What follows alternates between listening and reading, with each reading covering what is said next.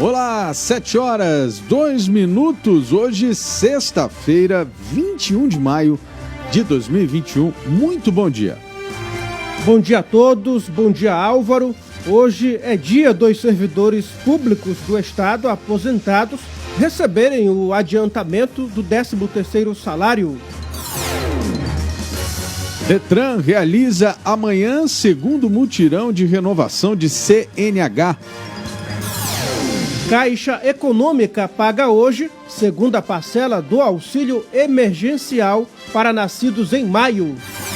Plenário da Câmara dos Deputados aprova medida provisória que viabiliza a privatização da Eletrobras. Agora a medida será analisada no Senado. Na coluna Momento do Esporte, vamos falar sobre a final dos estaduais e os jogos da Libertadores. E na coluna O Poder, vamos discutir sobre a CPI da Covid.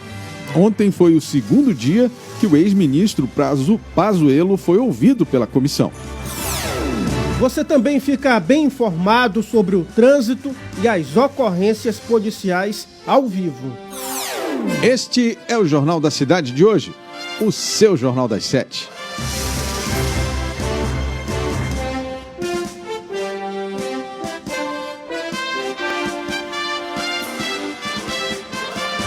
As notícias da cidade de Manaus. Polícia, emprego, comunidade. As últimas informações do Brasil e do mundo. Começa agora. Jornal da Cidade. Só uma correção aqui antes da gente iniciar o jornal. Nós anunciamos que hoje seria o pagamento dos aposentados, mas na verdade ontem foi o pagamento dos aposentados e hoje é o pagamento dos pensionistas do Estado. Muito bem, agora às 7h05 em Manaus, vamos conferir as manchetes dos principais jornais do país. Vamos lá, vamos começar então com a capa do jornal Estado de São Paulo. Amazonas rebate Pazuello e diz que não recusou ajuda federal. O governo do estado desmente declaração do ex-ministro da Saúde na CPI sobre a crise da falta de oxigênio. Empresas se apressam para ter energia eólica e solar. Cresce a adesão de empresas à licença para pais. Bolsonaro afirma que Salles é excepcional. Essas foram as manchetes do jornal Estado de São Paulo de hoje. Agora vamos conferir os destaques aqui do jornal Folha de São Paulo, que traz como manchete principal: Brasil ignorou em um mês 10 e-mails sobre imunizantes. Correspondência sigilosa entregue pela Pfizer à CPI expõe tentativas vãs de vencer vacinas ao governo. E também, ritmo de vacinação no país cai no mês de maio. O ritmo de aplicação da primeira dose da vacina caiu 17% na última semana, mostram dados das secretarias de saúde. Vamos então agora ao estado de Minas Gerais, com o jornal Estado de Minas. Aqui na manchete principal, variante indiana põe Minas em alerta. Autoridades monitoram mutação originária de país arrasado pela Covid-19 que já circula no Brasil. A mutação do novo coronavírus segue disseminando preocupação entre autoridades de todo o planeta. O motivo de atenção dessa vez é a variante indiana, identificada no país asiático, que vem sendo arrasado pela pandemia com mais de 4 mil mortes por dia pela Covid-19.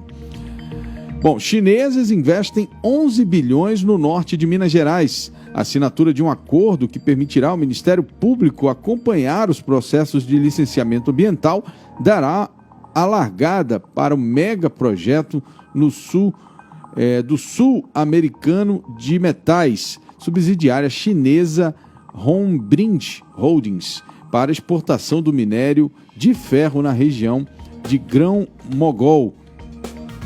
Eles falaram e tiveram de escutar. Pazuello é acusado de mentir em espetáculo nunca visto. Criticado pela atuação durante o colapso no fornecimento de oxigênio no Amazonas, o ex-ministro da Saúde, general Pazuello, culpou ontem, em seu segundo dia de depoimento à CPI da Covid, o governo do estado e o fornecimento pela White Martins pela falta do gás para pacientes graves aqui no Amazonas. Fura-fila, ex-secretário da Saúde, não convence sobre vacinação. Sob pressão, Israel e Hamas sinalizam com cessar-fogo. Essas foram as manchetes do jornal Estado de Minas. Agora vamos conferir os destaques aqui do jornal O Globo, que traz como manchete principal: nova ameaça. Maranhão rastreia 100 pessoas para conter cepa indiana. Há 6 casos confirmados entre tripulantes de navio, sendo um paciente em UTI de São Luís. E também aqui entre os destaques da capa do jornal O Globo, Renan faz lista de 15 afirmações falsas de Pazuello. O senador Renan Calheiros, MDB de Alagoas, listou 15 afirmações falsas do ex-ministro Pazuello à CPI da Covid e o acusou de mentir para proteger outros culpados. No segundo dia de depoimento, Pazuello disse que o presidente Bolsonaro participou de reunião em que ficou decidido não intervir em Manaus. Álvaro. 7h09. Jornal da Cidade. Só o que importa. Vamos então a Brasília com o Correio Brasiliense de hoje, que traz a seguinte manchete: há um tempo de investigar, de sonhar e de amar. Aqui há 3 destaques, né? O primeiro, de investigar, que é a CPI da Covid, de sonhar, que é a mega-sena acumulada, e também de amar, que é um caso de amor aqui retratado pelo jornal.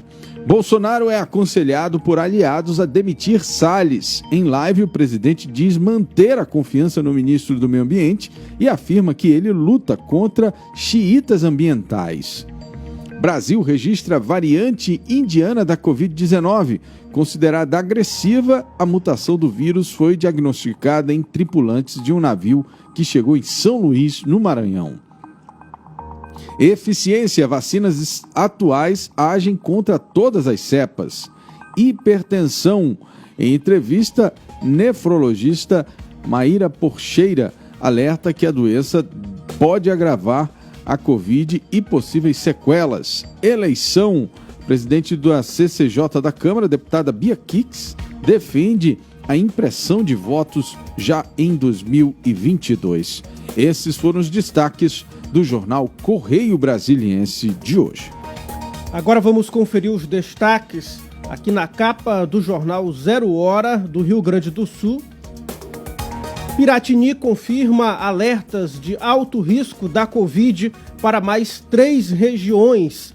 As áreas de Palmeira das Missões, Santa Rosa e Uruguaiana têm até sábado para apresentar plano para conter a propagação do coronavírus. E também, após pressão de Biden, Israel e Hamas declaram cessar-fogo. Depois de 11 dias de conflito que deixou mais de 240 vítimas, representantes dos 2 lados acertaram trégua a partir desta sexta-feira no Oriente Médio. Pazuello diz que Bolsonaro participou de decisão de não intervir no Amazonas. Ex-ministro disse que o presidente estava na reunião na qual, por sugestão do governador, foi afastada a participação federal maior na crise do oxigênio. Julgamento sobre acordo antes de demissões em massa é adiado no Supremo. Álvaro. 7h12. Vamos então agora ler o Correio da Bahia. Brasil registra primeiros casos da cepa indiana. Pandemia: mutação que é preocupação global foi encontrada em 6 tripulantes de um navio atracado no Maranhão. Um deles foi atendido em São Luís. Pazuello contou 14 mentiras na CPI, acusa Renan. Ex-ministro tentou se blindar. Bahia tem mais de 17 mil casos ativos da Covid-19, crescimento de 13% em um mês. Polícia Federal soluciona mistério das mochilas de cocaína achadas em praias baianas. Veja como será a ciclovia que vai ligar o Porto da Barra e a Praia dos Artistas em Aracaju. Essas foram as manchetes do jornal O Correio da Bahia. O tempo hoje. A previsão para hoje, de acordo com o Instituto Climatempo, é de sol e aumento de nuvens de manhã, pancadas de chuva à tarde e à noite, mínima de 22 graus e máxima de 31 graus. Jornal da Cidade. Muito bem, o Brasil registrou 2.527 mortes por Covid-19 nas últimas 24 horas, totalizando nesta quinta-feira 444.391 óbitos desde o início da pandemia. Com isso, a média móvel de mortes nos últimos 7 dias chegou a 1.971. Em comparação à média de 14 dias atrás, a variação foi de menos 9% e indica a tendência de estabilidade nos óbitos decorrentes do vírus. O Amazonas confirmou mais 10 mortes por Covid-19 nesta quinta-feira, sendo 3 ocorridas nas últimas 24 horas. O número de vidas perdidas para a doença aqui no Amazonas atingiu aí a 12.933 pessoas. Nesta quinta também foram registrados 620 novos casos da Covid-19, totalizando 381.036 casos confirmados desde o começo da pandemia. Os dados constam no boletim epidemiológico da Fundação de Vigilância em Saúde. Jornal da Cidade. Balanço da vacinação contra a Covid-19 desta quinta-feira aponta 693.878 pessoas que tomaram a primeira dose de algum dos imunizantes no estado do Amazonas. No site da FVS existe um dado que aponta que o governo tem quase 2 milhões de doses disponíveis, 2 milhões de doses disponíveis no estado e que aguarda uma nova remessa com mais de 56 mil vacinas. Ontem falamos aqui no jornal que o grupo dos professores já haviam sido aplicadas mais de 7 mil profissionais. Felizmente, hoje esse número é mais que o dobro. São mais de 15 mil profissionais da educação que já tomaram a primeira dose de alguns dos imunizantes contra a Covid-19. Ainda falando sobre a pandemia do novo coronavírus, o Instituto Evandro Chagas, órgão vinculado ao Ministério da Saúde, identificou a presença da variante indiana do novo coronavírus em tripulantes do navio. Aqui em um navio, a embarcação está ancorada na costa da cidade de São Luís, capital do Maranhão. O navio foi proibido de atracar na área portuária da cidade e uma equipe da Agência Nacional de Vigilância Sanitária acabou se deslocando para o local. A Secretaria de Saúde do Maranhão realizou testes com a tripulação da embarcação e enviou para o Instituto. As pessoas a bordo, 15 tiveram diagnóstico positivo para a Covid-19, sendo que 6 apresentaram a ocorrência da variante indiana. Outros 9 tripulantes tiveram resultado negativo para a Covid-19. De acordo com a Secretaria de Saúde, 23 tripulantes estão em quarentena em cabines individuais e um foi levado para ser internado em uma unidade de terapia intensiva UTI em São Luís. A Secretaria também iniciou a testagem de todas as pessoas do hospital que tiveram contato com o paciente internado.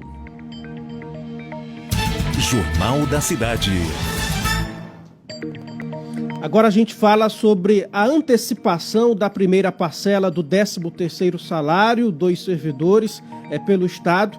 Há aproximadamente 102 mil servidores entre ativos, aposentados e pensionistas, de acordo com os cronogramas de pagamento da Secretaria de Estado de Administração e Gestão e da Fundação Amazon Prev, serão pagos Hoje, o 13º, 2 profissionais da ativa pertencentes ao grupo 3 e os pensionistas. Ou seja, não é nem os aposentados, né?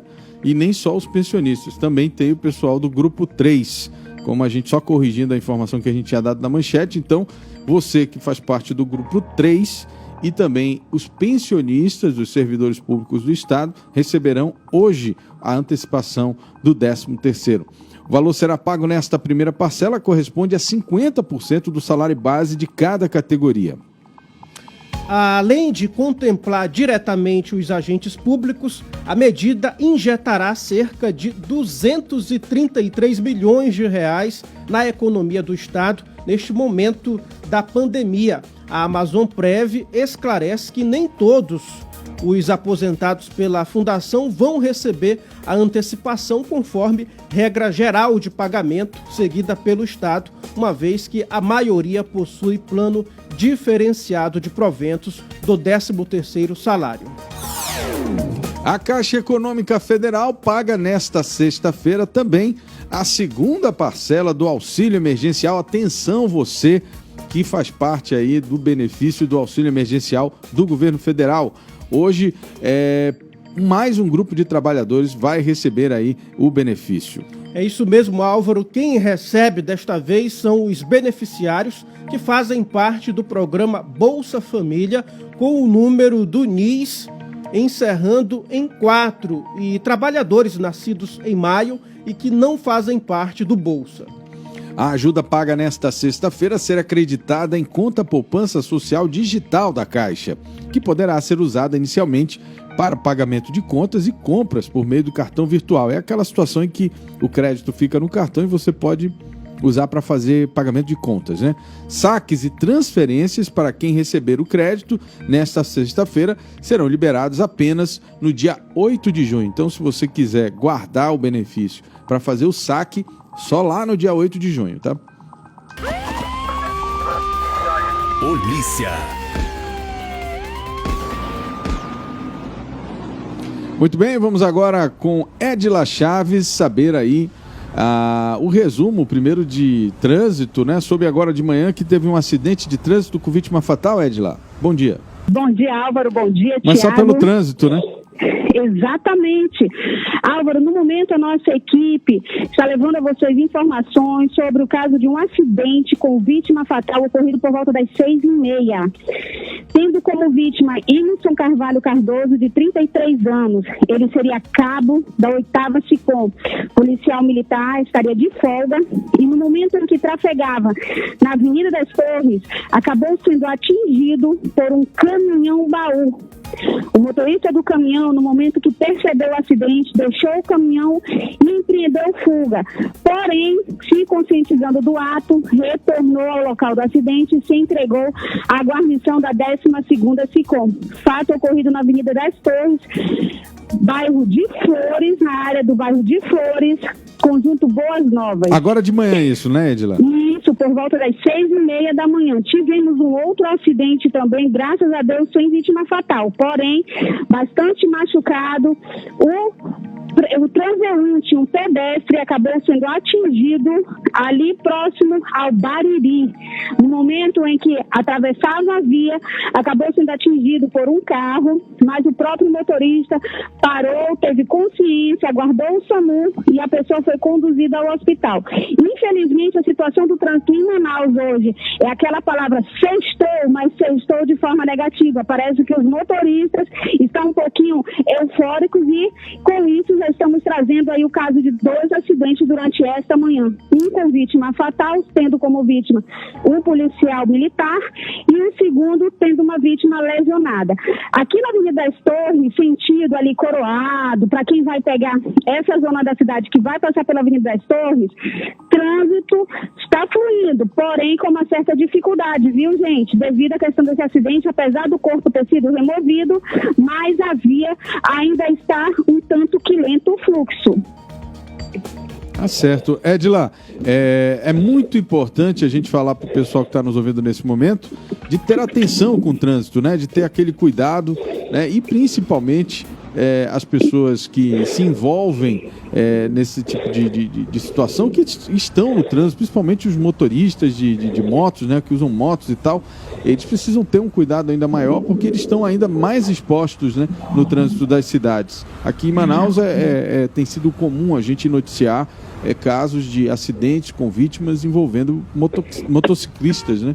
Então Exatamente, Álvaro. Inclusive, agora mesmo, você falando, acabei de presenciar um motociclista, gente. Ele, no intuito de querer ultrapassar, ficou em pé na moto e no momento que foi tentar passar na frente do carro, encostou. Graças a Deus, não teve nenhum problema e nem xingamento, né? Que é outra coisa que acaba alavancando uma discussão no trânsito e aí podendo fluir para algo pior. Muitos motociclistas na cidade de Manaus, mas que tenham consciência, pois 2 rodas é cálculo, né, gente? É menor que 4 rodas. Então, o motorista de carro, ele geralmente está protegido. Já o motociclista é com a cabeça sã. Tá certo, Edila. Muito obrigado. Daqui a pouco você volta com um resumo de polícia, tá bom? Ok, Álvaro. Bom dia a todos. Obrigado. Trânsito. Continuando, na verdade, a falar de trânsito, não é isso, Thiago? É isso mesmo, Álvaro. O Departamento Estadual de Trânsito do Amazonas vai realizar amanhã o 2º mutirão para a renovação de CNH, com mais 840 vagas para o serviço. Somente quem agendou o atendimento exclusivo para o mutirão de sábado será atendido. O agendamento começou na terça-feira e encerrou no mesmo dia. Assim como no sábado passado, o atendimento vai ocorrer entre as 8 horas e as 16 horas na sede do Detran AM, na Avenida Mário Ipiranga Monteiro. Jornal da Cidade. Agora vamos atualizar sobre a cheia no Amazonas. A Prefeitura de Manaus construiu mais de 1.000 metros de pontes por meio da Operação Cheia 2021, no bairro São Jorge, zona oeste, um dos mais afetados pela subida do Rio Negro no período de enchente. O prefeito Davi Almeida e representantes das secretarias que compõem o Comitê de Enfrentamento das Cheias Fluviais trabalham diariamente com o intuito de levar melhores condições às pessoas atingidas pela cheia, que neste ano deve ultrapassar a cota de 30 metros, segundo o Serviço Hidrológico do Brasil. Equipes de servidores estão sendo divididas para o processo de finalização da construção de pontes no bairro, intensificando o trabalho para atender a demanda das pessoas que estão sendo impactadas pela enchente na área. Foi realizada a construção de pontes de 310 metros no beco Bragança, uma de 290 metros no beco Itaporanga, outra de 200 metros na rua Vicente de Torres Reis, 250 metros no final da rua Humberto de Campos e 240 metros no beco 1º de Maio. Aí tem, por último, uma de 70 metros no beco Nossa Senhora. O Rio Negro está medindo agora 29 metros e 84 centímetros. De ontem para hoje subiu 3 centímetros. Vale lembrar que essa já é a 2ª maior cheia da história. Vamos agora, então, falar ao vivo com o superintendente do Serviço Geológico do Brasil, a CPRM, o Marcelo Mota. Bom dia, superintendente. Bom dia a você e a todos os ouvintes. Você está falando aqui com o jornalista Álvaro Corado e o Tiago Gonçalves. Estamos aqui ao vivo no programa Jornal da Cidade pelo site Imediato. Obrigado pela sua participação. A gente vem acompanhando, superintendente, com muita atenção a questão da cheia no estado do Amazonas. E eu queria lhe perguntar, é realmente preocupante a situação ou pelos números, pelos dados que já estão sendo avaliados nos últimos dias, a gente já pode diminuir essa preocupação? Ele é preocupante, né, em função de que nós já ultrapassamos a cheia de 2009 e caminhamos aí para bater a cheia de 2012, né? Então o rio vem subindo, né? Pelo acompanhamento aí vinha 2 centímetros, depois de repente ele chegou em 4, agora em 3. Então isso é reflexo das chuvas que têm caído na região norte, noroeste do Amazonas, né, e Roraima também. Então essa água que está chegando agora, esse aumento expressivo do nível em função dessas águas que caíram nessas regiões. Agora, superintendente, a gente está falando aí de apenas 13 centímetros, né, para atingirmos, digamos assim, ou superarmos, eu acho que é a melhor colocação, superarmos a cheia do ano de 2012, que foi a cheia a cheia histórica, né? Atingimos aí o maior nível já visto aqui no estado do Amazonas. E se o rio continuar subindo nesse ritmo de 3, 4 centímetros por dia, a gente deve bater essa média, né, esse registro de 2012, já agora no dia 25 de maio. Né? Exato. E isso significa, digamos assim, um prejuízo ou um avanço dessa cheia por muitas áreas da cidade, né? Exatamente, né?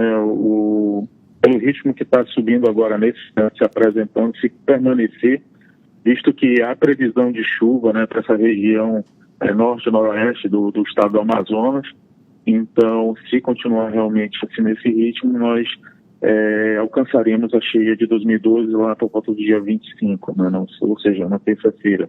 Então, isso realmente deve causar uma mancha de inundação em algumas áreas da cidade, nas áreas mais baixas, e com certeza isso tem afetado aí as populações que vivem nesses locais e que também são áreas comerciais, né? Muitas delas já estão aí com a água realmente já quase que adentrando as lojas, algumas já até fecharam, mas é preocupante sim, né? Então, esse monitoramento, esse acompanhamento que o Serviço Geológico do Brasil faz é de suma importância para que as autoridades aí possam entrar em ação, colocar seus planos de contingenciamento para ajudar a população. Certo. Superintendente, aqui é Tiago que está falando. Sim.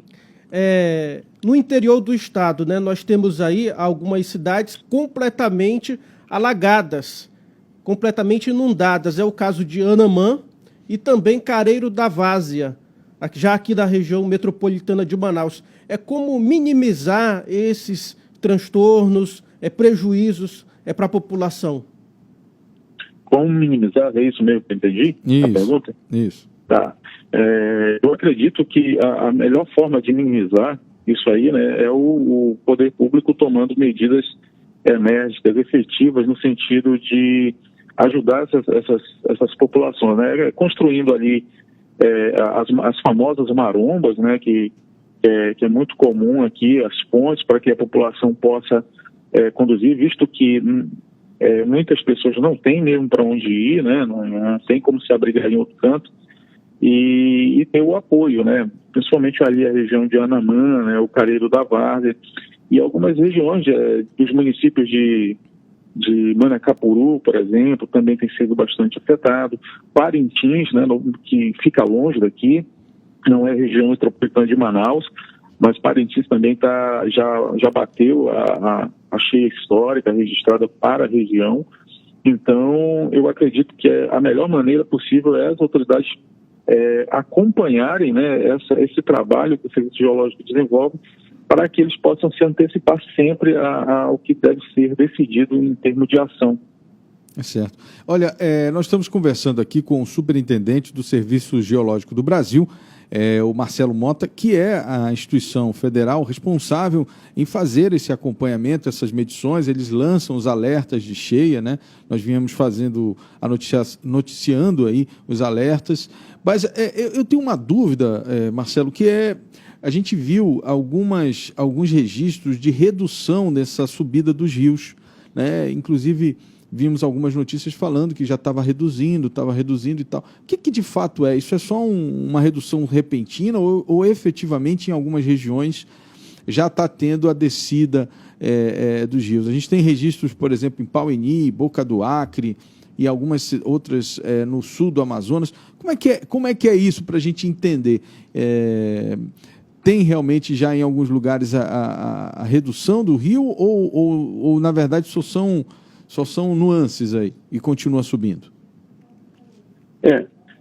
O que o ouvinte aí está relatando, o espectador está relatando, que realmente, de fato, algumas regiões das calhas do rio Solimões Amazonas, né, como lá, por exemplo, na região do rio Acre, os rios que abastecem essa bacia, na realidade, realmente está tendo uma redução, uma descida das águas. No entanto, a gente tem que observar que a cheia de Manaus, ela é controlada aqui pela confluência do rio Solimões, que barra o Rio Negro. Então, como as chuvas estão se precipitando muito na região de Roraima e noroeste do estado do Amazonas, então a calha das bacias do Rio Branco, tá, e bacia do Rio Negro, elas recebem essa carga d'água. Então, as águas do Rio Amazonas, Solimões Amazonas, elas são águas de maiores densidades, visto que elas carregam sedimentos, né, essa cor amarelada. Então, são os sedimentos. Pelo fato dela ser mais densa e a água do Negro ter uma densidade um pouco menor, então o rio Solimões Amazonas consegue barrar essa água do Rio Negro, né, aguentar um pouco ali, certo. E o volume de água que desce é que faz o rio subir aqui na nossa região. Com relação ao que o espectador fala, né, de estar descendo, realmente está descendo, tem uma redução, né, nesses rios da calha da bacia dos Solimões, em função de que na região oeste, sudoeste, né, não está com uma precipitação tão alta. Então a gente viu aquelas regiões do Acre ali, com as cidades estavam cheias, né, agora as águas estão regredindo. Então é em função de que as chuvas cessaram nessa região. Então são bacias diferentes e esse regime hidroclimatológico, ele faz com que haja essa diferença entre as bacias. Por isso que em alguns lugares o rio está descendo, em outros lugares o rio está com um volume mais alto. Então, portanto, aqui continua subindo, né, superintendente? Aqui a situação da nossa bacia que cerca ou que banha a cidade de Manaus e essa nossa região aqui, o fato é que ela continua subindo, né? Exatamente, ela continua subindo e se as previsões do clima-tempo se mantiverem, nós vamos ter aí uma subida, realmente continuar subindo aí em torno, no mínimo, aí 2 centímetros, 1 centímetro por dia, mas haverá essa subida pelo menos pelos próximos 4 dias. Certo, então. Superintendente, a gente sabe que não é todo ano que ocorre cheia grande, enchente grande, mas é tendência que elas sejam maiores e maiores? Mais frequentes, né? E mais frequentes? Isso. Bem, a gente viu, né, que 1953 foi a maior cheia, então esse recorde só foi dado em 2009. Logo em seguida, 3 anos após, em 2012, o registro de 2009 foi quebrado e agora, quase que 20 anos depois, é que provavelmente esse registro de 2012 poderá ser quebrado. Então você vê que ele não tem uma regularidade em termos de espaçamento de tempo, então a gente não pode fazer essa previsão, né, de que será recorrente cada vez mais.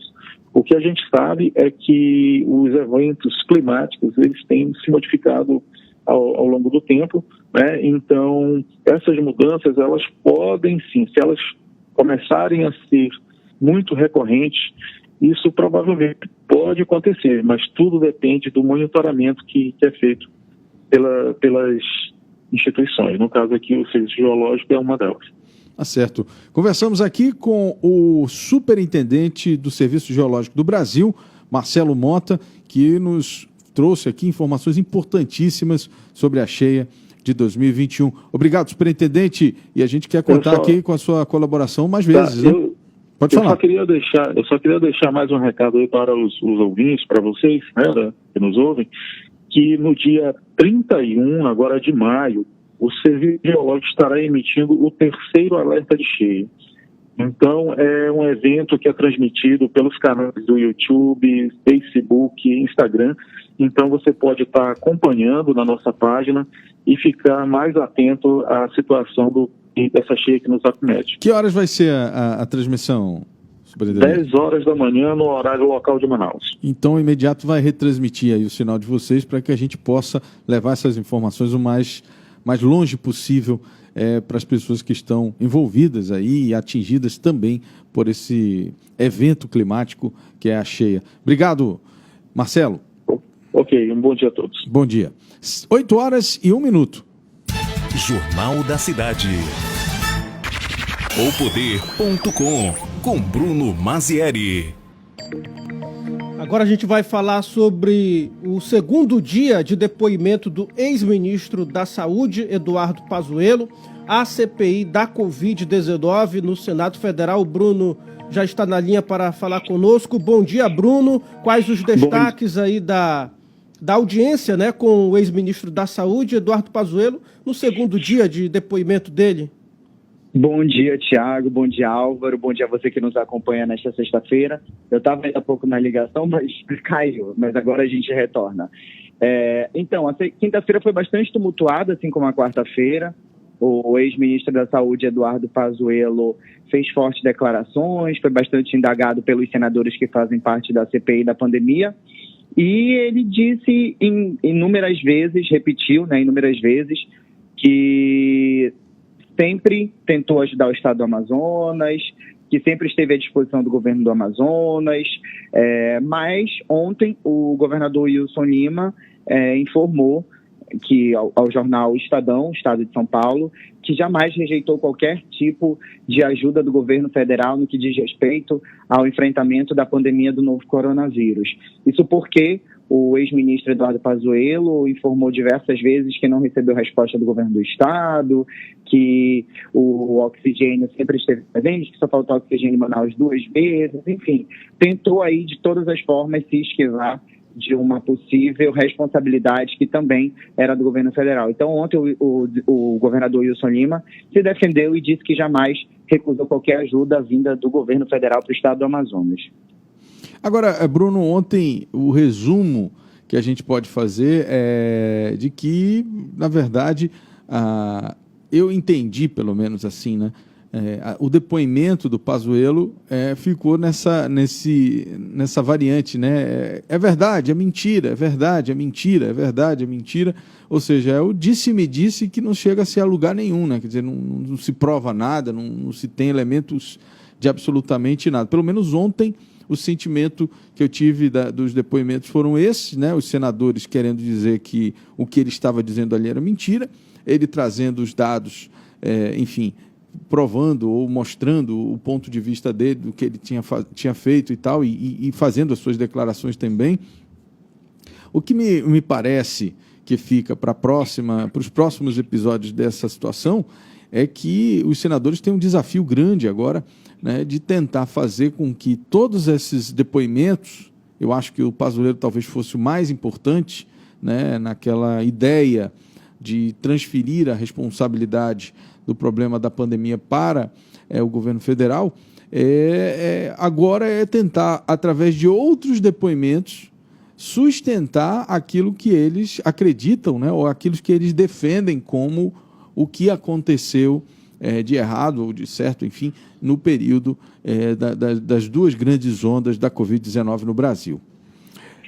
Na verdade, uma parcela vai dizer que é mentira, outra parcela vai dizer que é verdade. Exato. E o que se percebe é que a gente não vai chegar num denominador comum, que é isso que a população espera, né, Álvaro?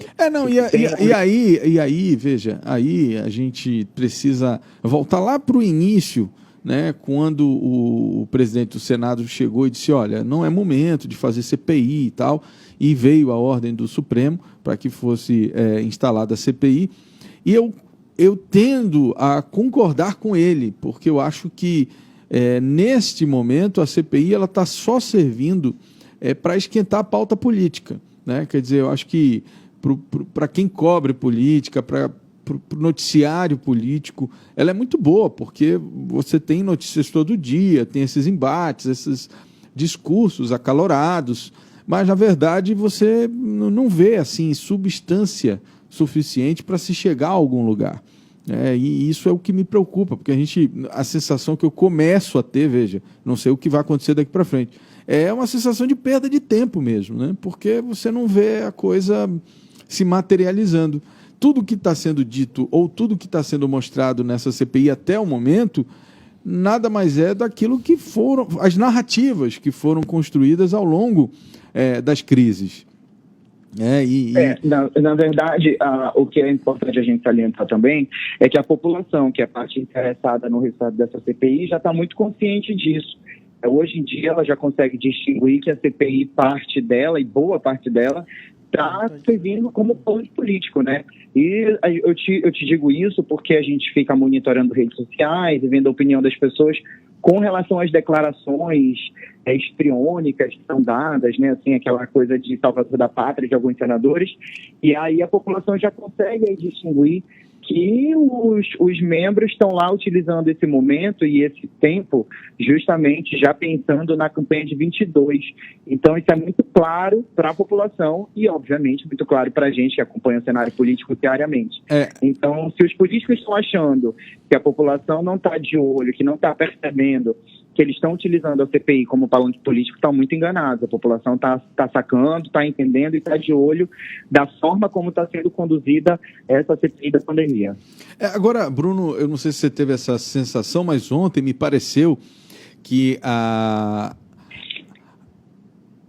narrativa ao direcionar a discussão para os estados, no caso aqui a gente fala do Amazonas porque a gente está no Amazonas, mas poderia ser qualquer outro estado, me parece também uma espécie de estratégia também do governo federal para tentar fugir dessa pauta nacional, né? Então ontem a gente viu isso de uma forma muito forte, né? Essa discussão em torno da culpabilidade de governos estaduais e falaram muito do estado do Amazonas, né?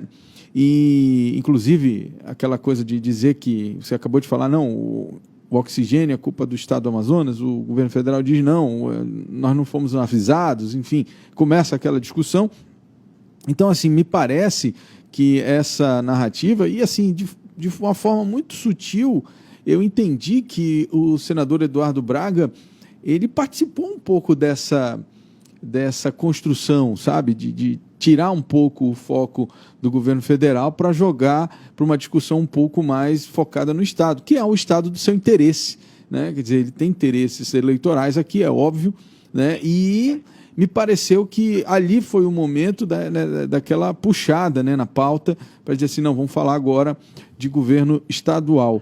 Bom, como eu falei, mas mesmo assim a sensação que eu tenho é de que é uma CPI vazia no ponto de vista técnico, né? Você não vê nada de novo, você não vê nem grandes revelações, né? Você vê muita gente acusando e outros se defendendo das acusações, mas provas mesmo, provas substanciais de que houve realmente, por exemplo, uma determinação para que fosse feito o tratamento com cloroquina, que era o desejo de alguns senadores provar isso não ficou provado, né?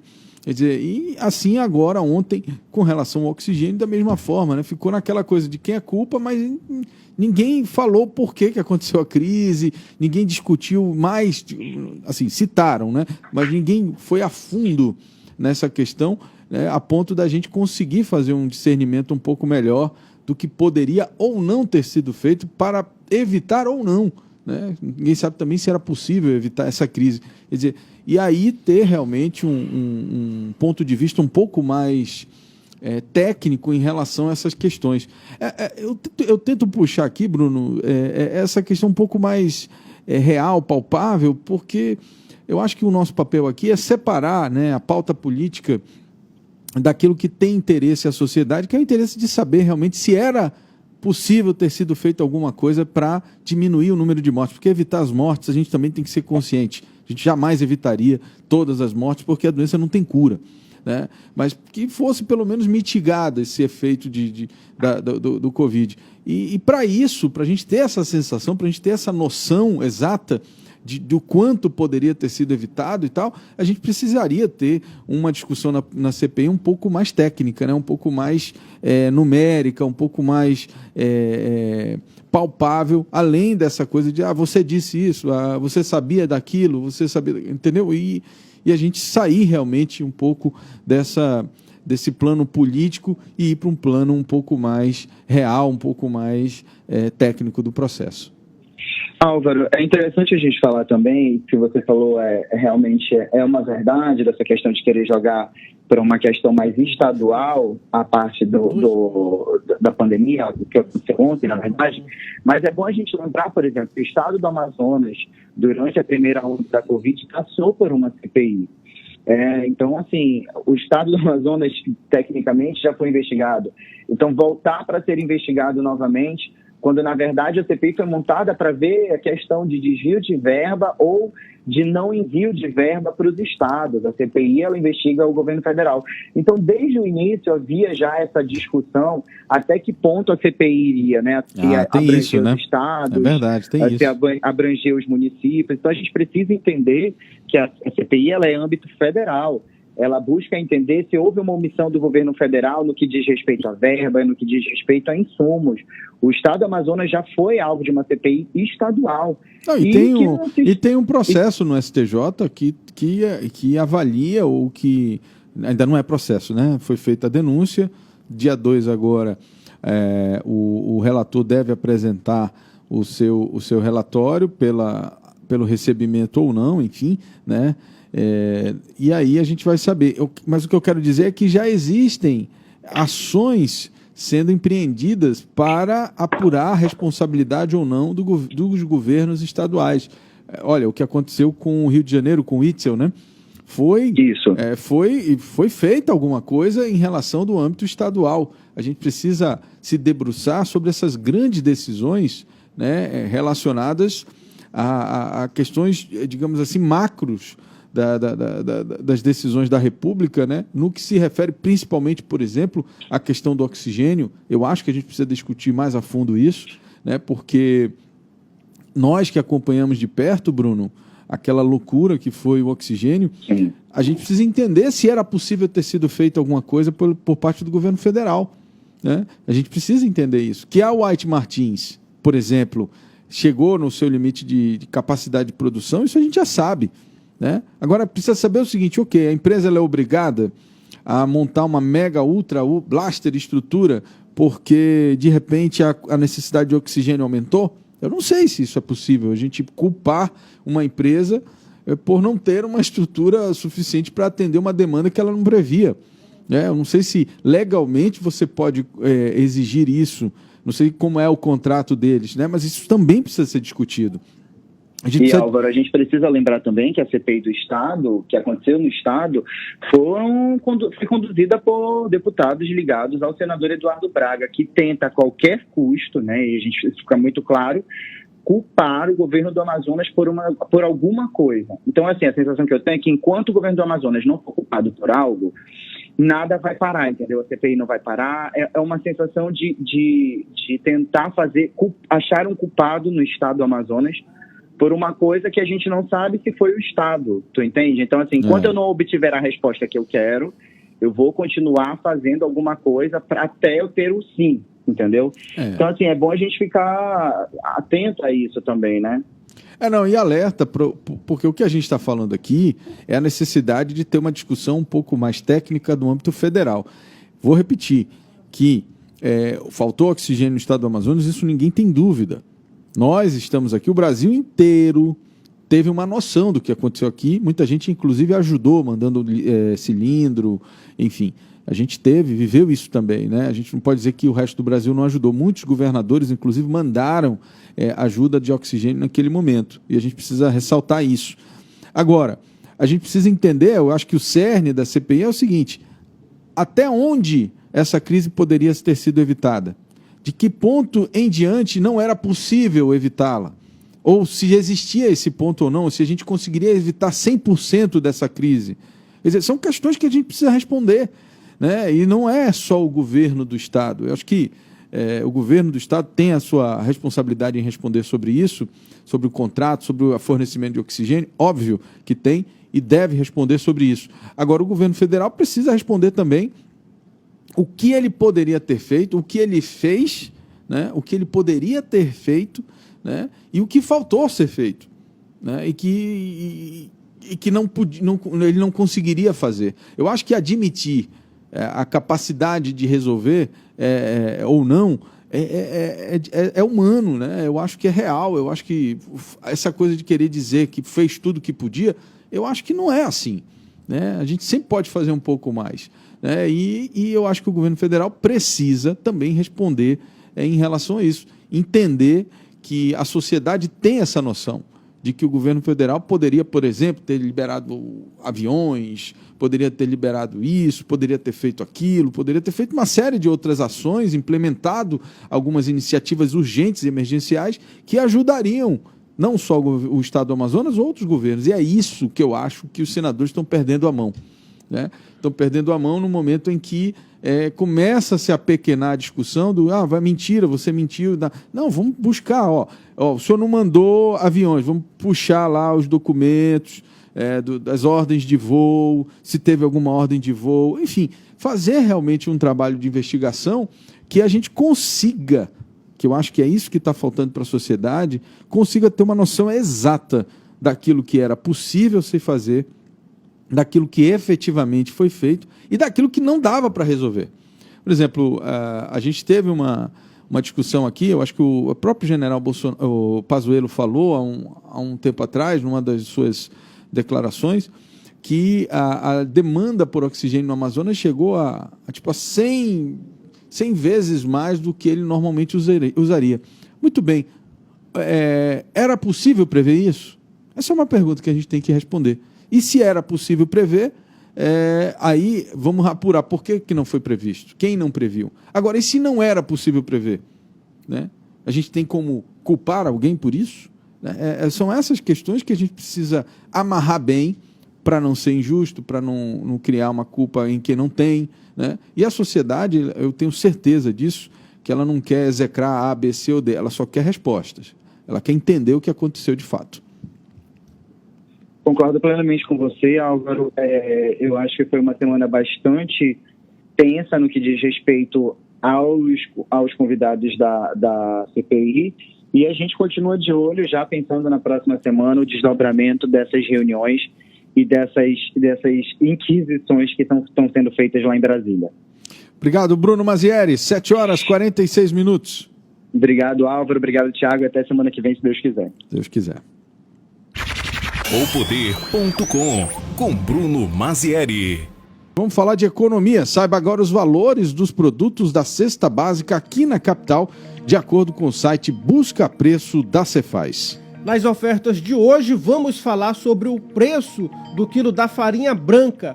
O menor preço do quilo desse produto é de R$ 3,00. O valor máximo do mesmo produto e da mesma marca é de R$ 5,80 em um supermercado no bairro Nossa Senhora das Graças. Se quiser acompanhar o preço de outros produtos da cesta básica, é só acessar o site Busca Preço Cefaz. Os preços são de todos os supermercados que usam a nota fiscal amazonense. Olha, para quem quer arriscar na sorte, amanhã é o sorteio da Mega Sena e o prêmio está em torno de R$ 48 milhões.